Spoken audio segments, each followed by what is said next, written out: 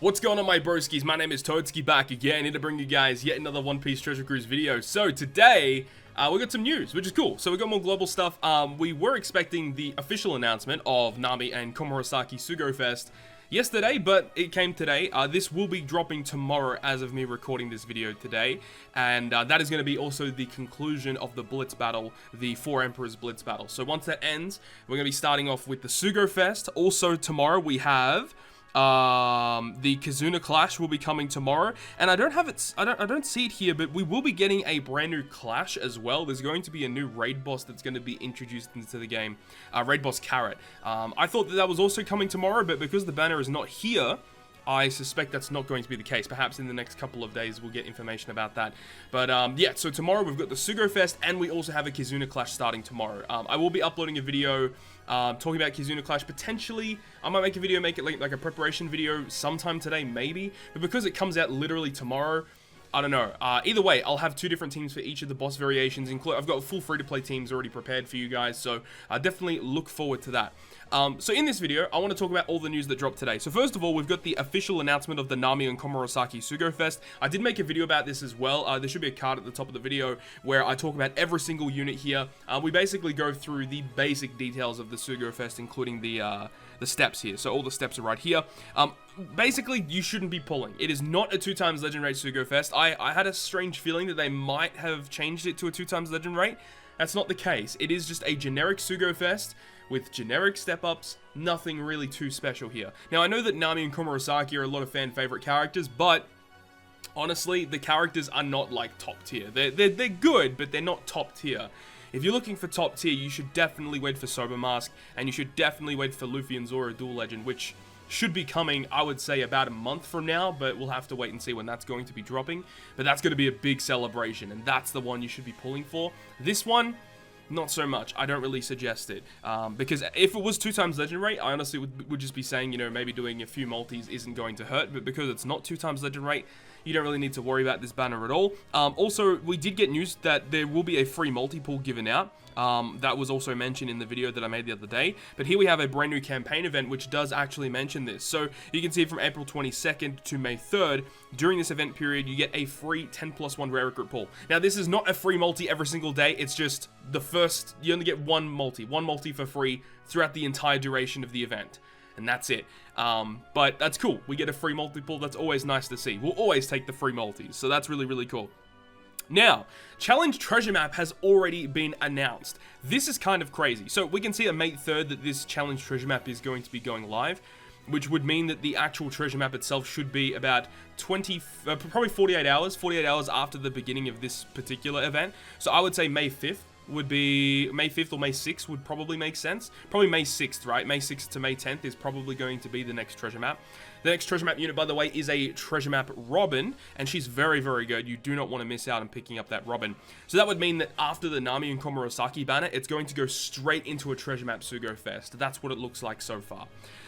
Then we've got the April 30th to May 10th. There is going to be a special event where it says you can earn berries for Komurasaki, and you can get some rainbow gems for doing so.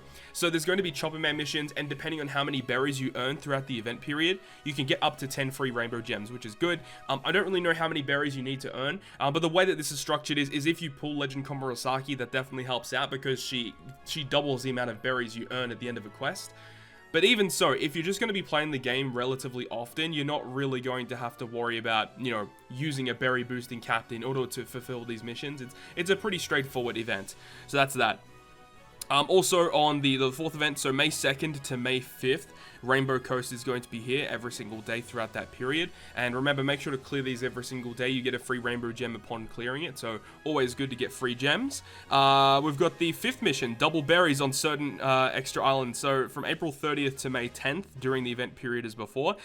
During this part of the event, you will get double the amount of berries on any Colosseum. That is pretty good. I would assume at that point that perhaps April 30th, we might be getting Colosseum Kiyoshiro.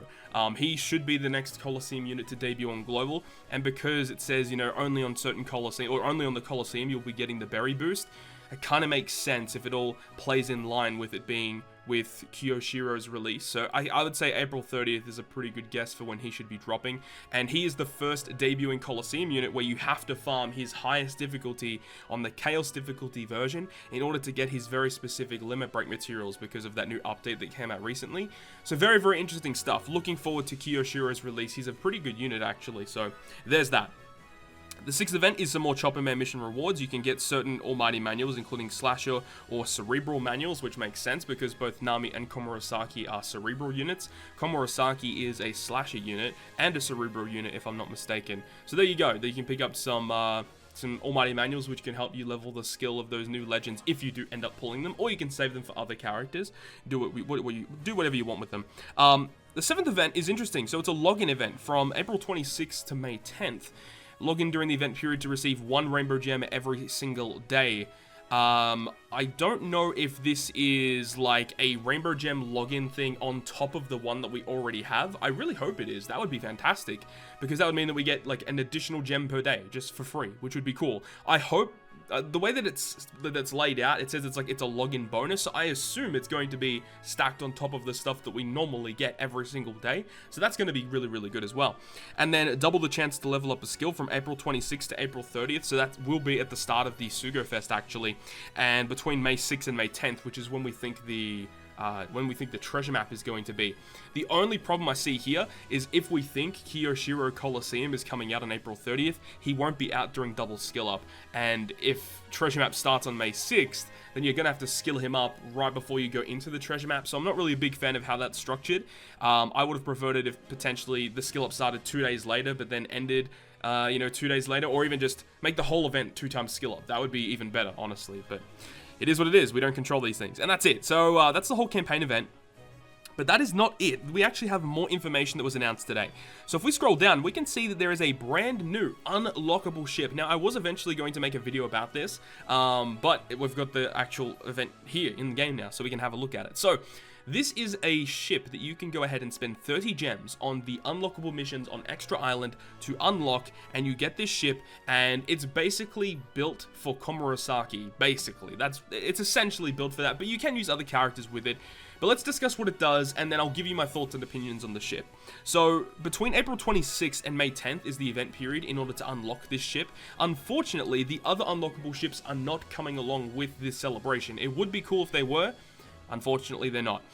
So with this ship, what it does is that when you clear this quest, you get given a ship that will boost the attack of quick and int characters by 1.5, as well as give them a 1.2 times HP boost. Recovery slots are beneficial to quick and int characters as well, and if your HP is full when you attack, you get a 1.6 times attack boost to your quick and int characters instead.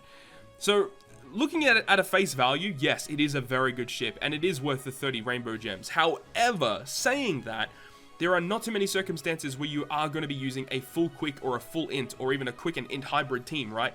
There just really aren't that many situations where that's going to be the case. The only situation where I would personally be using this ship is if, number one, I actually pulled Komurasaki and I was going to use her, or if you are in a Kizuna clash, because in a Kizuna clash, if you build like a full quick team against a strength boss or a full int team against a psi boss, you could probably use this ship, so long as the boss doesn't reduce your health throughout any of that boss fight, because at that point this ship isn't as worth it. But still, a 1.6 attack boost is very powerful for a ship. Getting that additional, like, you might not think that between 1.5 to 1.6 is that big of a jump, and at a face value, it really isn't, but for a ship, this is actually a pretty nice addition. So yeah, it is a pretty good ship, but in my personal opinion, I think it's actually the worst of all the unlockable ships that you can get in this game. You've got ones like the Ho ship, Megalo, Zunisha, the Germa ship are all better in my personal opinion compared to this ship. So if you are a player who is a little bit more free to play, you don't spend money on the game, or you don't spend that much money on the game, I would say to probably avoid this. The only reason I would say to purchase this ship is if somehow you pulled Komurasaki. At that point, I would say, yeah, this is probably worth it, because even Komurasaki herself, she's built in such a way where you get healing mechanics, she's got a damage reduction mechanic, and you're basically using her to try and stay at full HP as often as possible. And with this ship, you can definitely achieve some of that, because on top of having that, it does have a special ability. It heals your crew by 5,000 HP, and you get a 0.5 chain boost for 1 turn.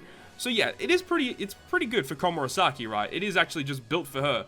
But outside of that, there are other teams you could use her on, right? You could use this ship if you're running like a full quick team in a Kizuna Clash, like with Luffy and Law Captains, the Zoro Sanji dual unit in the Sanji form. You know, you could definitely build teams around this. But as I said, the other ships that I said, Megalo, Zunisha, Ho, and the Germa 66 are way better in my opinion compared to this ship. So if you ever get a choice of which one you want to unlock, this is the last of the choices that I would suggest. But either way, this is going to be available. But on top of not only getting the ship, you do get other stuff along the way. You do get 100 of each cotton candy type, so attack, HP, and recovery. Now remember on JP, there was a new update that allowed you to put plus 300 cotton candy on characters. So you can have 100 HP, 100 attack, and 100 recovery on a character now. So recovery HP, or recovery cotton candy, is way more worth it now. Previously, a lot of players were just selling it off because it's worthless, basically. Only a very select amount of characters really need recovery candies. And, you know, once you feed those characters recovery candies, you don't really need to feed them, you know, the HP candy, right? And HP candy is basically used on everything else that doesn't need recovery, which is a large majority of the game. So recovery candy was definitely the least valuable of these. But now that we know this update is coming, I do think that picking up the recovery cotton candies and starting to store them is going to be a really good thing. Now, on top of the cotton candy, you also get a boiled lobster. You also get an absolute almighty manual, which is a guaranteed skill up, and you also get a guaranteed proof of friendship medal to level up a support ability. So that's really great. Pretty good abilities right there. You get all of that, the ship, for 30 rainbow gems. It is definitely worth it, but remember, the other unlockable ships are definitely way higher priority compared to the giant koi ship. But either way, that's all the information that we have right now. I'm pretty excited to see how this event's going to play out. I'm more excited for future Sugo Fest down the line. I personally will be doing pulls on this banner. I don't know if I'll be streaming it or not, but I will be doing 3 to 4 multi-pulls. Not really too sure how many I'm doing at this current point in time, but definitely look forward to it. So that is going to end this video today. Hopefully you guys enjoyed this one. If you guys did enjoy it, make sure to leave a like, and if you want to stay up to date with all the content I post, including more One Piece Treasure Cruise content, make sure to hit the subscribe button down below. But on that, guys, I will see you guys within the next video.